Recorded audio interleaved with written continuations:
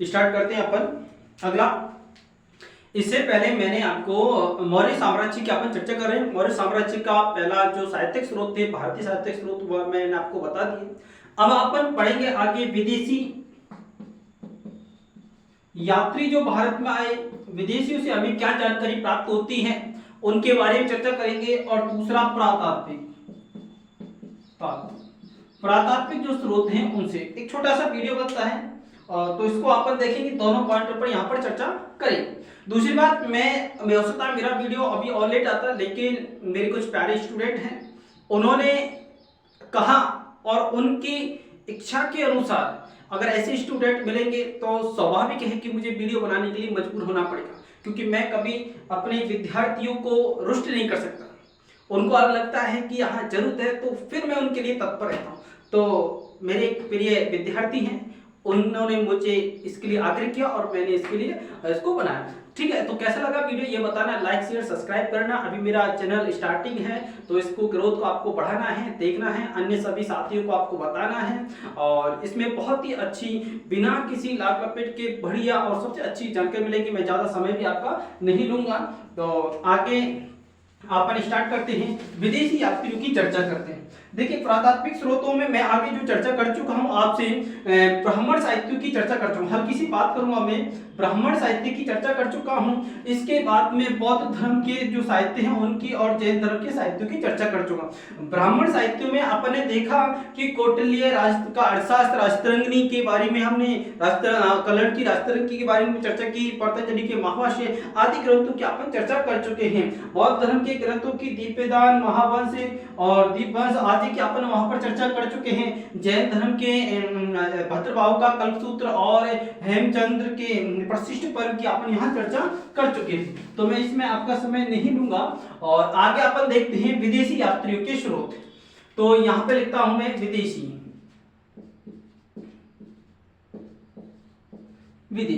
अब देखिए, विदेशियों में अपन सभी को नहीं लेंगे। विदेशी जो यात्री हैं, विदेशी जो यहाँ पर आए, वो कौन से विदेशी यात्री जो मौर्य काल में आए थे, कौन से मौर्य काल के बारे में जिनसे हमें जानकारी मिलती है, सिर्फ अपन उसकी चर्चा करेंगे। तो देखिए, मौर्य काल की अपन चर्चा करते हैं तो मौर्य काल में सबसे पहला जो शासक था कौन था? चंद्रगुप्त था, चंद्रगुप्त मौर्य। तो उसके समय हमारे यहाँ पर एक व्यक्ति का आक्रमण हुआ। किसका आक्रमण हुआ? सिकंदर का आप नाम जानते हैं, सिकंदर। और सिकंदर ने कब आक्रमण किया? चंद्रगुप्त मौर्य के शासक बनने से पहले। इसी का एक उत्तराधिकारी जो आगे बना है, सेल्यूकस निकेटस। सेल्यूकस निकेटस ये जो शासक बना, इसके समय में जो यहाँ पर इसके साथ जो व्यक्ति आए उनके बारे में अपन यहाँ चर्चा करेंगे और उनकी मैं नाम बताऊंगा। तो देखिए, सेल्यूकस के समय में यहाँ कौन कौन से व्यक्ति आए जिनकी अपन चर्चा करेंगे। इसमें एक व्यक्ति है जिसका नाम है नियारकस।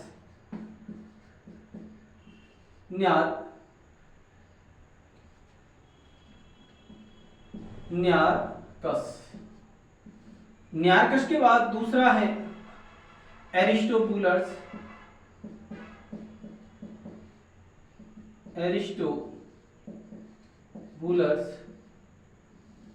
तीसरा है ओनेसिक्रिटस।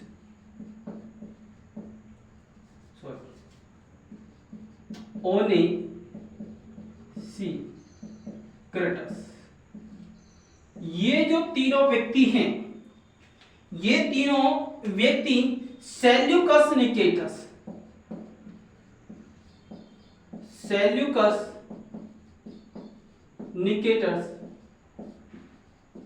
के साथ भारत आए। इसमें नियारकस तो इसका सेनापति था। कब की घटना थी? 305 से 304 की घटना थी। उस समय भारत पर युद्ध आक्रमण किया और उसमें सेल्यूकस हार जाता है, अपनी पुत्री हेलेना का विवाह यहाँ पर करता है।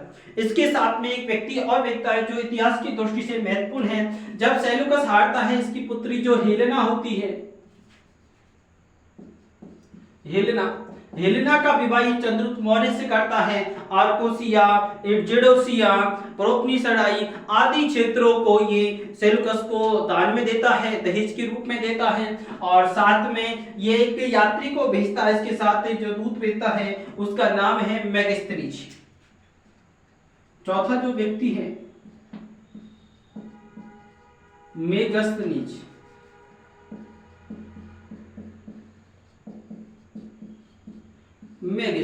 ये बड़ा महत्वपूर्ण व्यक्ति है। इसने जो इतिहास लिखा इसका ग्रंथ है इंडिका।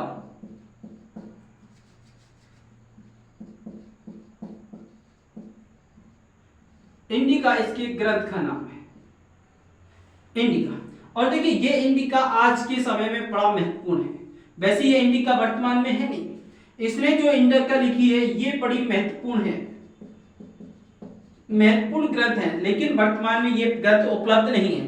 कहते हैं इसी इंडिका से हमारे जो भारत है, भारत का जो नाम है ये क्या पड़ा, इंडिया पड़ा। इंडिया, भारत का नाम इंडिया किन्होंने दिया, यूनानियों ने दिया। भारत का इंडिया नामकरण किसने किया, विदेशियों ने किया, है ना। जैसे आपका नामकरण कोई कहीं का भी कर जाए, आपके माता पिता ना करें, है ना। तो हमारे देश को विदेशों में इंडिया के रूप में जाना जाता है, जबकि हमारे देश का वास्तविक नाम क्या था, भारत था।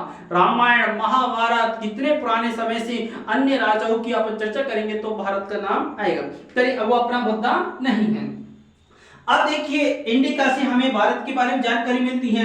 नियार्कस, ओनेसिक्रिस्ट, एरिस्टोबुलस आदि के समय, जो सेल्यूकस निकेटस के समय भारत से साथ में जो भारत आए थे, इसने आक्रमण किया, उस समय भारत आए थे, जिससे हमें जानकारी मिलती है। और इसमें जो मेगास्थनीज की इंडिका है, इससे हमें मौर्यकालीन इतिहास की जानकारी मिलती है। अब बात यह है, इंडिका तो है नहीं, तो इंडिका से जो उद्धरण जो प्राप्त हुए हैं, इंडिका से जिन इतिहासकारों ने पढ़ा, जिसकी हमने किताब में से पढ़ा, और पढ़ने के बाद में आपको बोर्ड पर कम मात्रा में और बहुत अच्छी तरह से यहां समझा रही।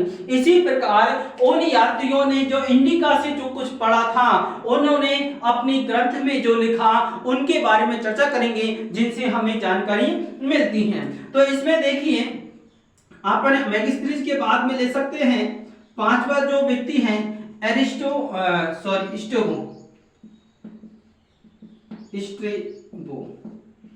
स्टेबो ले सकते हैं। छठा ले लेंगे अपन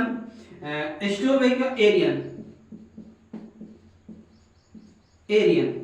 सातवां आप ले सकते हैं प्लूटार्क।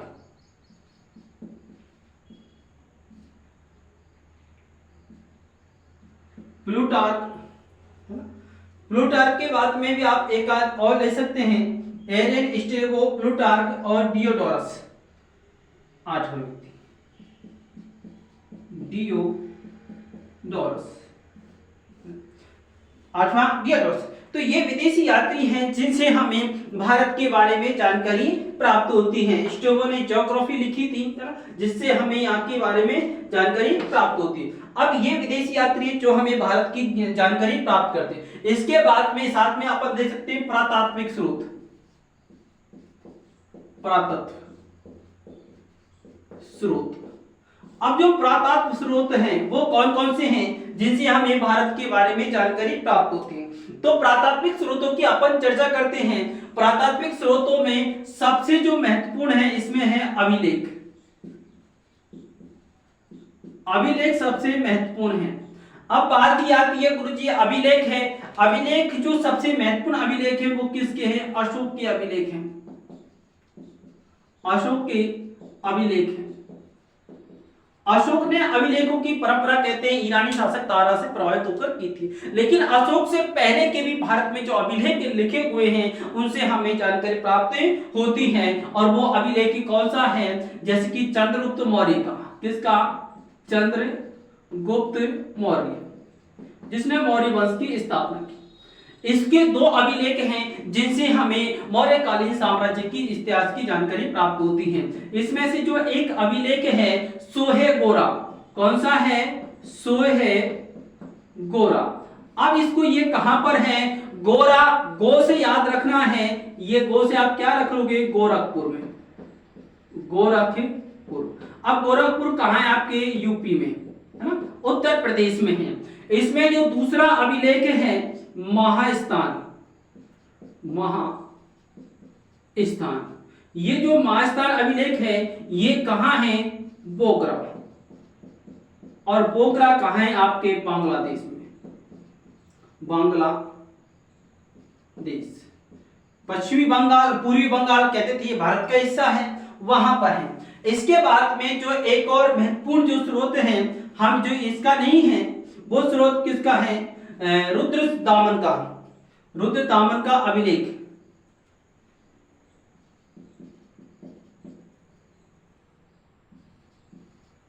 रुद्र दामन का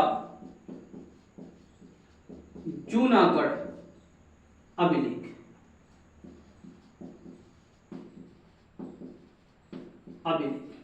इससे हमें मौर्य वंश की जानकारी मिलती है।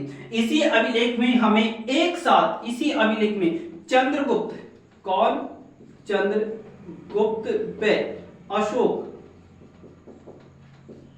दोनों की जानकारी हमें यहां पर प्राप्त होती है।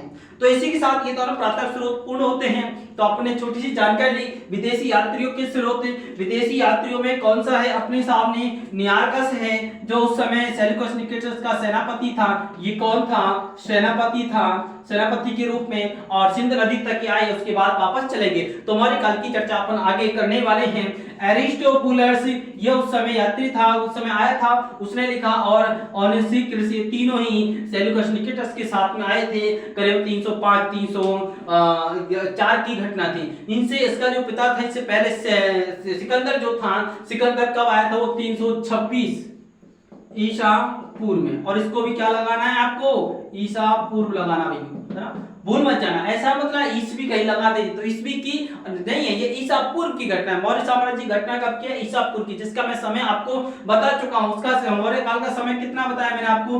322 ईसा पूर्व से लेकर के 184 ईसा पूर्व तक का मैंने आपको समय बताया। आप कंफ्यूज मत होना, किसी किताब में 321 मिल जाएगा तो कोई बात नहीं, ये एकदम सही और राइट है। सही ये भी है, इसमें भी कोई दिक्कत नहीं है। कुछ आगे भी बढ़ा सकते हैं, 323 लिख सकते हैं, तो ऐसा कुछ नहीं, ये एकदम राइट है। और ये समय था लगभग 140 वर्ष तक मौर्य साम्राज्य ने शासन किया।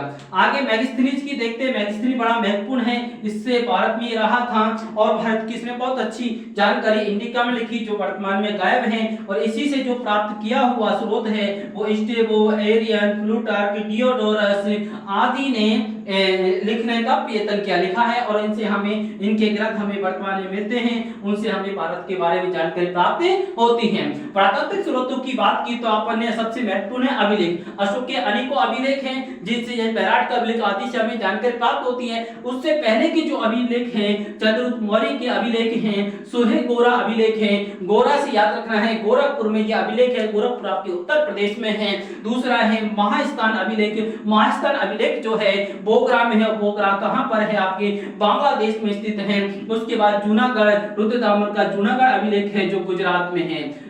तो इस अभिलेख से हमें चंद्रगुप्त और अशोक के एक साथ नाम की जानकारी हमें मिलती है। तो इनसे हमें जानकारी प्राप्त होती है। आगे अपन अपना जो पॉइंट होगा चंद्रगुप्त मौर्य का होगा, उसको स्टार्ट करेंगे। और चैनल को लाइक, शेयर, सब्सक्राइब ज्यादा कीजिए और आप इसको पूर्णता से देखिए। मैं आपको अगला वीडियो बहुत जल्दी लेकर आ रहा हूं।